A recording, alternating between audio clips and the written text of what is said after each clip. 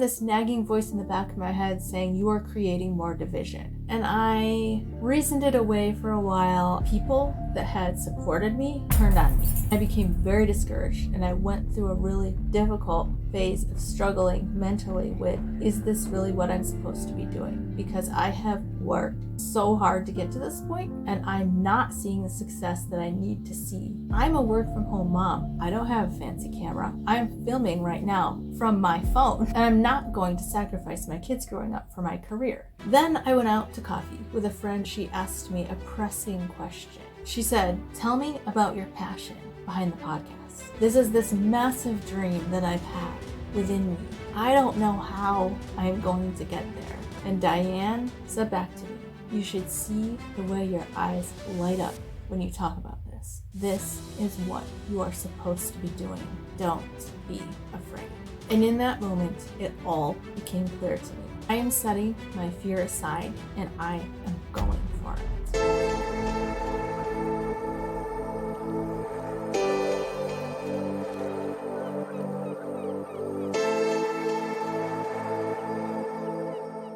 Today's podcast is going to be a little bit different. I'm going to be doing a solo podcast, and this is going to be a celebration of the fact that we recently hit 100,000 subscribers. I want to start by saying how grateful I am to each one of you who has supported me, supported this channel, and in so doing, supported my family in getting to this point. So let's start out with this. Here it is, the 100,000 subscriber plaque. This was very exciting to receive, not in the sense of it being a vanity metric, because I learned a long time ago when I hit my first 1,000 subscribers that hitting goals on YouTube, hitting numbers, well, it's motivating to keep going. The point is the passion that you have for what you do. And we'll get a little bit more into that in today's video. But this is exciting to me because when I first started,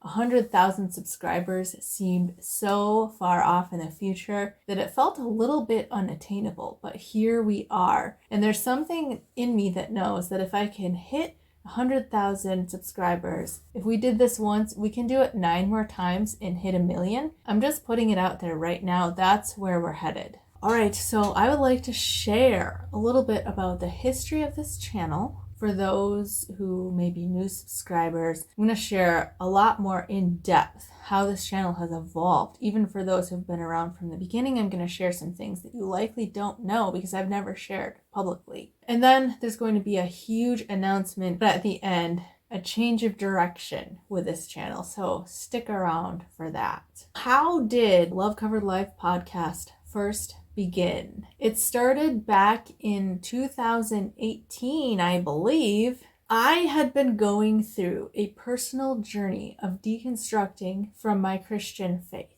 And I had so much that I wanted to talk about. And so I started this channel and I named it Love Covered Life. The reason behind the name is that there is a verse in the Bible, in the New Testament, that says, love covers a multitude of sin. What really captured my attention at the time is that I was deconstructing my Christianity, but I was going back and I was reading the Bible and I was understanding things in a different light. So then when I read that verse, love covers a multitude of sin, and I heard near-death experiencers talking about the ripple effect of our words and actions and intentions and thoughts, and people like Bruce Lipton and Joe Dispenza talking about how, yes, a loving, positive intention can cover or cancel out a negative intention, and this is how we can practically change the world. This is why small acts of love and kindness are so powerful. And near-death experiencers would also say that the most powerful acts of love and kindness are the ones that you do when no one's looking, when you don't have any ulterior motive, and it's done out of pure love and desire for someone else's goodwill. That this type of an action has a ripple effect powerful enough to set off a chain reaction to actually transform the world. I was very inspired by this, and this is where the name Love Covered Life came from. Just cover it all in a giant ripple of love. Balance out any ill will, any negativity that comes from others towards you. and cover it with love. Make your love bigger than anything anyone can do or say to you. That was the idea behind it. When I started my channel, I was simply looking for people to share. I had an idea that maybe I'll do something with this channel. Maybe I'll promote a love-covered life, but it wasn't really that fleshed out at that point. I posted one of my very first videos was about my pre-birth memories. And I remember when that video got 100 views, I was blown away. And that told me there's other people out there who are interested in this. So I kept posting. And originally, most of my content centered around my spiritual experiences and my new way of seeing and understanding the Christian faith with a more liberated lens. My first popular video that hit 1,000 views was titled something like My Journey from Fundamentalism to Christian Universalism. And when that video did well, I did a whole series more videos about Christian Universalism, and my channel evolved in that direction to become a Christian Universalist channel. And it evolved from that into a deconstruction channel. And I was ranking high for keywords like Christian Universalism explained, Christian Universalism and hell. And that was my wheelhouse for a while. There weren't many women in that niche. And so I had that advantage. I will say that I loved creating those videos. I was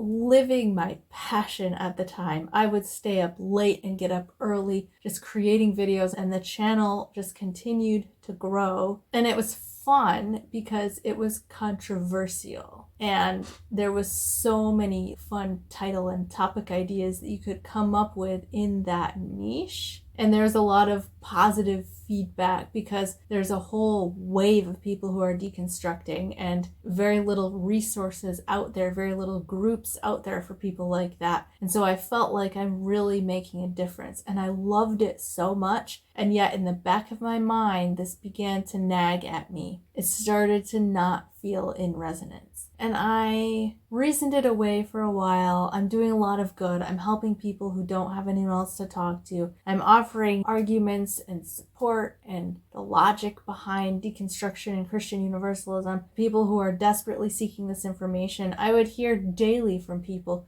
who were struggling so much because they didn't have anyone in their life that they could talk to, and it would get me fired up to continue the work. But at the same time, this nagging voice in the back of my head saying, you are creating more division. As you speak up against the evils of fundamentalist Christianity, you are creating division. You are creating more of what you don't want. And I saw this happen time and time again when I was in that community, where people would become just as fundamentalists about their more open-minded beliefs as they were when they were in fundamentalist Christianity. And that really did not sit right with me, and I didn't want to be a part of contributing to that. I also began to be frustrated with the limiting scope of the Christian Universalist lens, because I really was not a Christian at that point in time, but I hadn't been brave enough to admit that to myself, let alone my followers. And I began to feel more and more restricted by that lens. And so eventually I made the leap to jump out of that and expand into wider topics. I broke out of the Christian Universalist mode. I broke out of the us against them type, like triggering controversial content that I was doing. And when I did that, I lost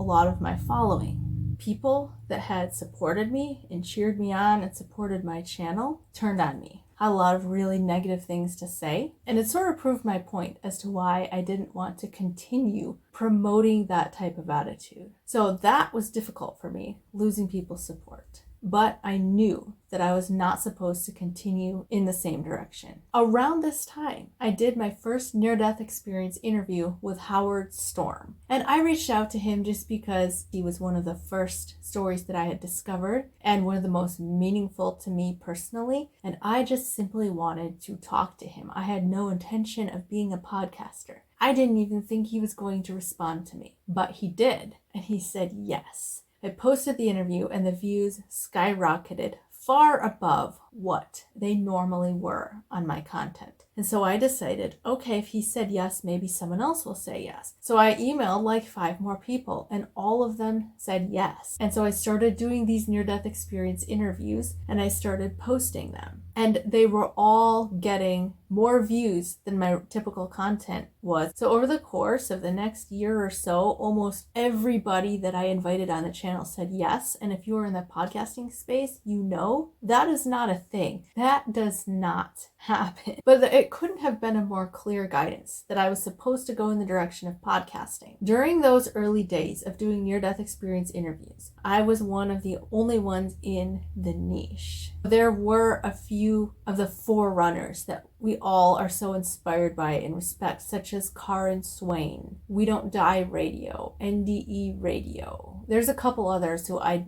don't know or remember the names of right now, who were known and established in this niche, but most of them were audio podcasters. I was one of the first video podcasters on YouTube in the near-death experience niche, along with Jeff Reynolds, who I love so much. I just love Jeff on a personal level, and he was a huge inspiration to me. And then there, I'm sure were others, but he was the main other one that I was aware of. And I grew very quickly because I was one of the only video podcasters in that niche at that time. And I loved doing it. And again, at the same time, I had this nagging in the back of my head that this time was asking me, is this really what you're supposed to be doing? Something felt off to me. I didn't feel the same amount of passion as I did when I was creating my own content. And so I've gone through several ups and downs since I started podcasting with just feeling like something is missing. There's something else that you're not seeing.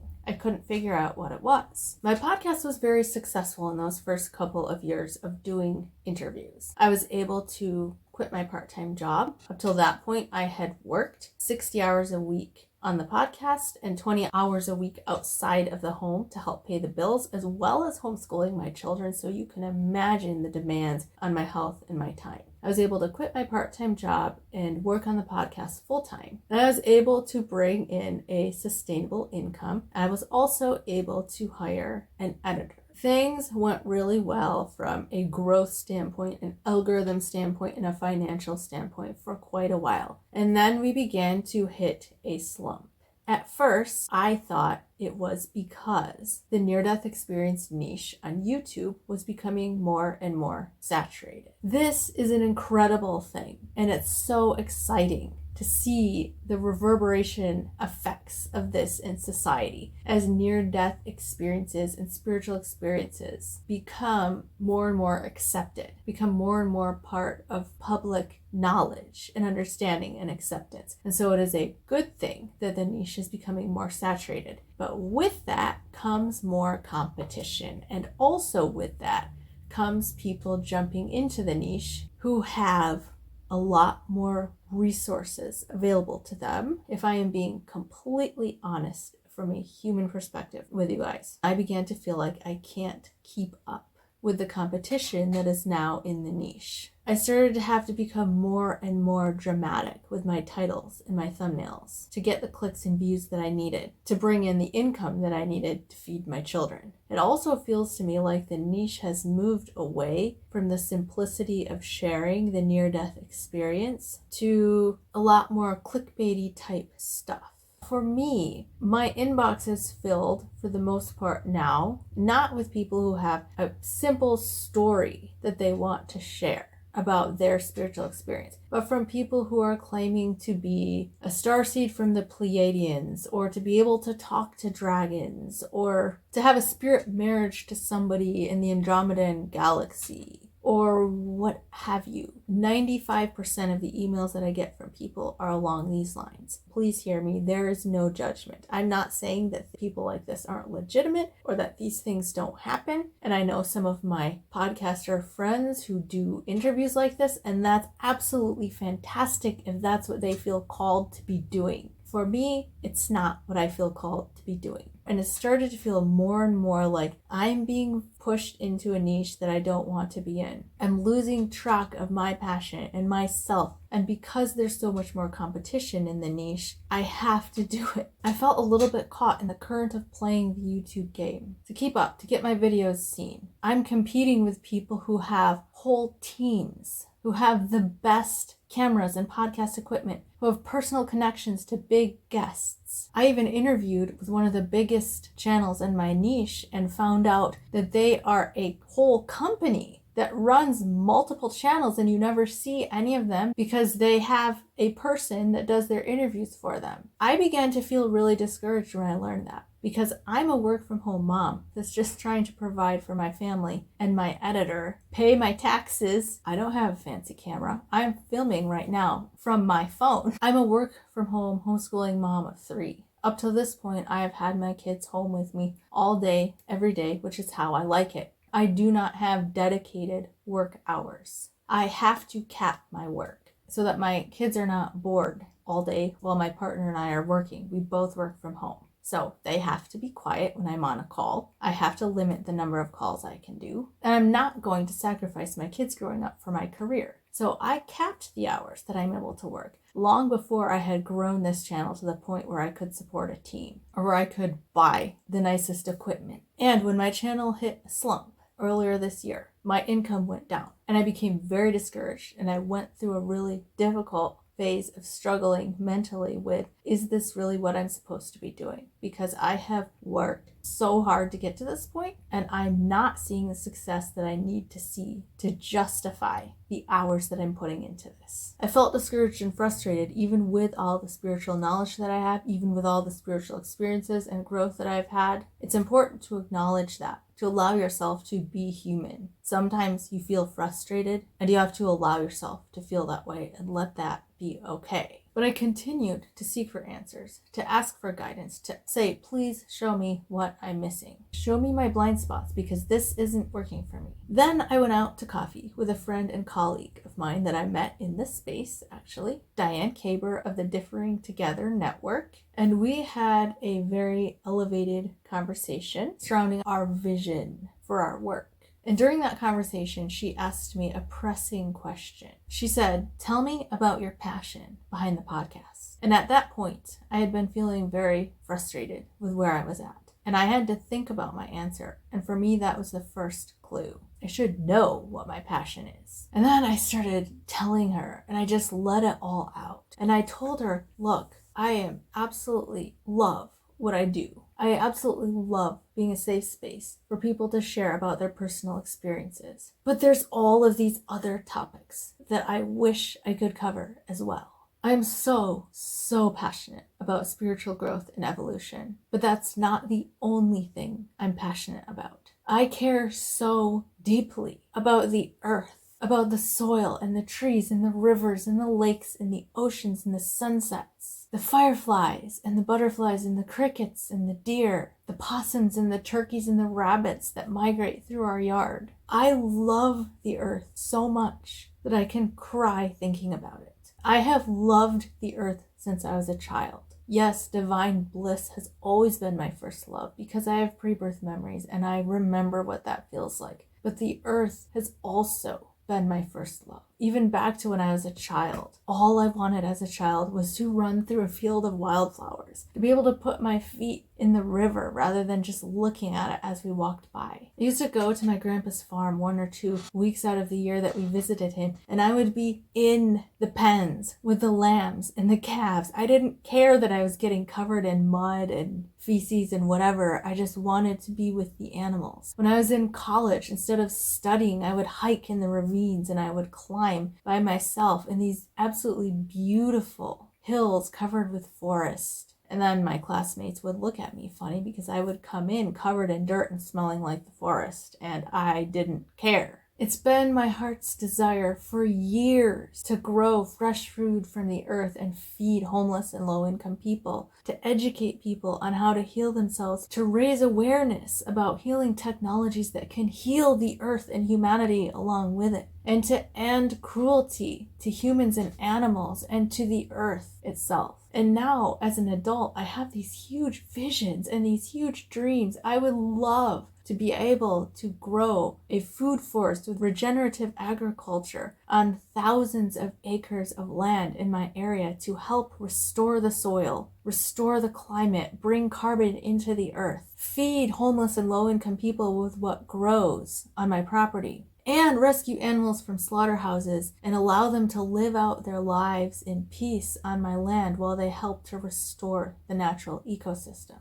This is this massive dream that I've had within me that combines so many things that I'm passionate about, from growing fresh food to eating fresh food to feeding people who don't have access to fresh food to rescuing animals to healing the earth. And I don't know how I'm going to get there, but I do know that in the meantime, I want to talk about these things. I want to share about these things. I want to have people on my podcast who are knowledgeable about these things. I want to use my platform of 100,000 subscribers to make a difference in these areas, to help spread this information, to help shift things on our planet in these areas. And I didn't go into this much detail with Diane, but I did tell her the gist of it. I remember ending what I had to say. I remember looking her in the eye and saying in a moment of painful honesty, I'm afraid.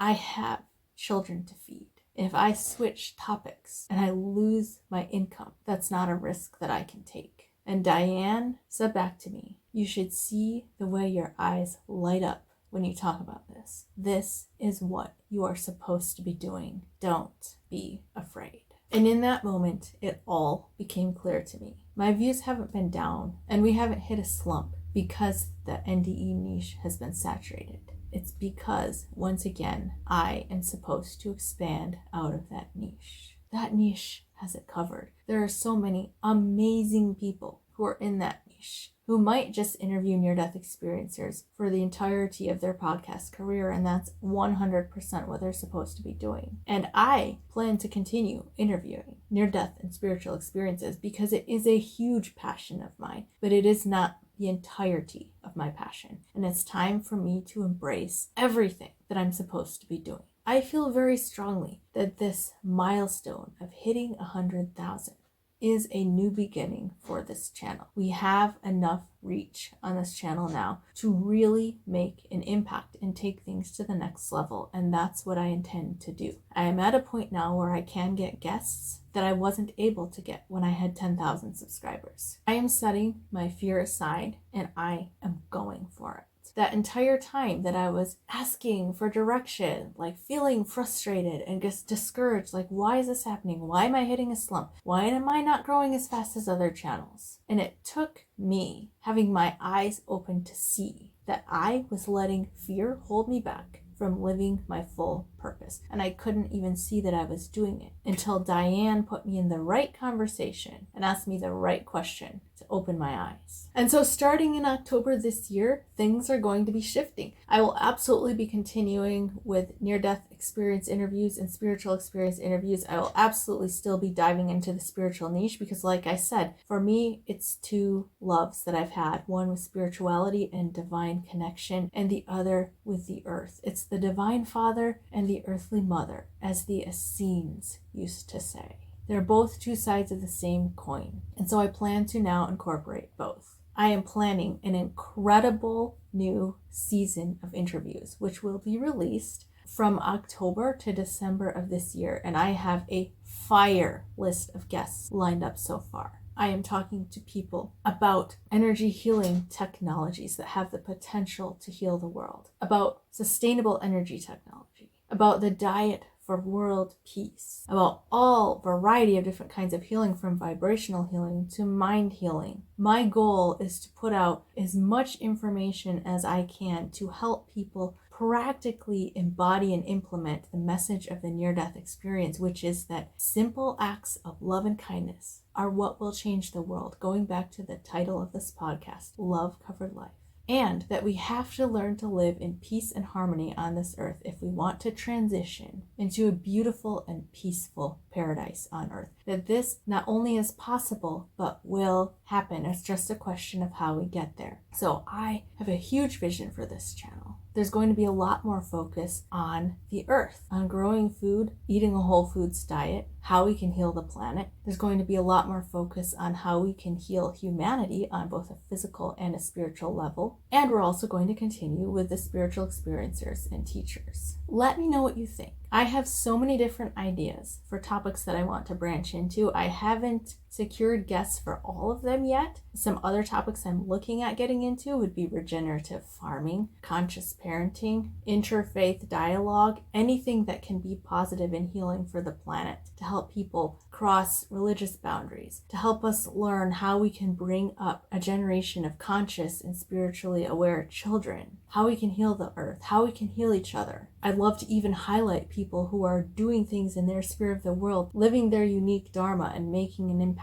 If you have any specific guests, any specific topics or guests that you would like me to interview, please drop them in the comments. I'd love to hear from you. I'd love to hear if you think this is a good or a bad idea. As I make that transition, if you would like to support the podcast, there's a number of ways you can do that. Simply subscribing if you haven't, leaving a comment are probably the two biggest things that you can do to boost my channel and boost my videos. I have a $10 a month community where I offer a community chat behind the scenes of the podcast and weekly live streams. That would be an incredible way to support the podcast for anybody who are interested and able to do that. I'm also launching my 8-week intensive alchemy course in September. I'll put the sign up link for that below. That's an incredible way to support the podcast while also investing in your own spiritual transformation. The first week we spend learning to enhance and feel your own energy field. The second week we learn how to balance the divine feminine and masculine aspects of the energy field. Weeks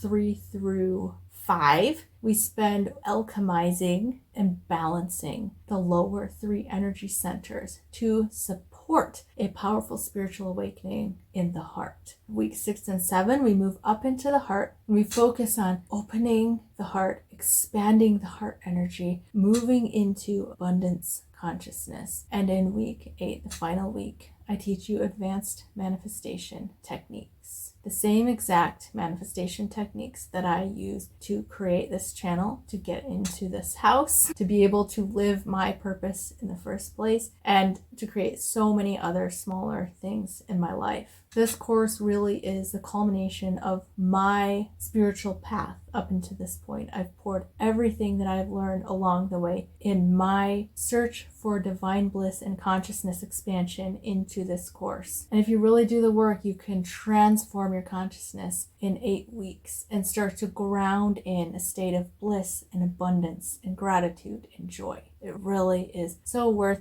it, and I have so much fun connecting with you guys. I ran the last 8 weeks from May through July. It was one of the most fun things that I've ever done. Connecting with you one-on-one, just really being able to dive deep into your spiritual growth with you. So the sign-up link will be right here. It will also be in the description. Check that out if it sounds like something that's in alignment for you. Any and all support is greatly appreciated and will go directly to feeding my family and reinvested back into the podcast to make it that much better for you guys. Now I just want to leave you with this one final thought. Find your joy in your passion in life and follow it in whatever way that you can, even if it's just 5 minutes a day, to pour into something that you are passionate about, something that you want to create.